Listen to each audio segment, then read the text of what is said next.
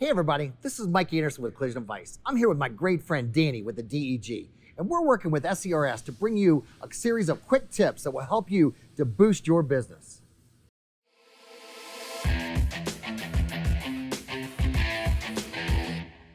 Recently, this week, on Tuesday and Wednesday, I was actually in Ohio, and I was doing a session for about 15 shops in the state of Ohio and doing some training. And one of the questions that came up in that session from 3 different shops is, Mike, what do I do about this CCC bumper prompt?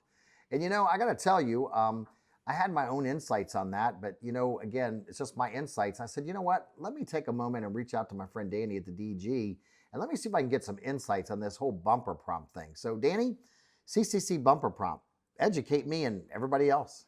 Well, and again, it's a business decision that you're going to want to choose to make. But if you follow these steps, you're going to make an educated choice here. And really, it comes down to how the bumper is being painted. In the operation of the vehicle, is it going to be painted at the same time or in a separate operation? And also based on the type of materials that you're using, and does your materials require an additional flex additive to be added? And again, if you're painting the bumper in a separate operation away from the vehicle, you're going to want to answer no. Again, that's going to not apply the overlap from the first major panel to the bumper being refinished. If you do select yes, you are going to see an overlap deduction on the first major panel after the bumper has been selected and refinished, because you're painting the bumper in the same operation and you're continuously carrying that into the next panel, which is your first major rigid part. Again, if you're using a flex additive in your paint system, you may want to select no, so that way you're not getting any overlap taken on that panel. So just for clarity, Danny, if I select yes, when that bumper prompt comes up, it's going to deduct overlap. It's going to take overlap on the bumper cover because it's thinking the next major panel is being done in the same step. If I select no, it will not take that overlap. That is correct. So could you give me an example of when a shop might select yes and an example of when a shop might select no? So a time that you're going to select yes is if you're painting both front and rear bumpers in the same operation.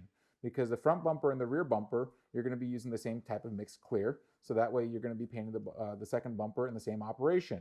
Or if you're painting a bumper cover and a rocker molding, 2 flexible components, you're going to be able to select the bumper cover and then the rocker molding, so that way it takes the proper overlap because they're both flexible parts.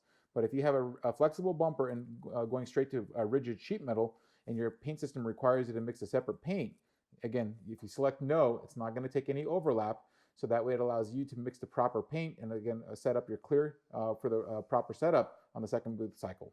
Great. And are there any resources on the DEG web in regards to this question or how to properly do this? Absolutely. If you have any questions regarding the bumper prompt, we have a couple of inquiries already submitted. You can reach out to us directly at degweb.org, and we'll be more than happy to show you, discuss with you, the effects of selecting yes or no, and that way you can make a smarter choice.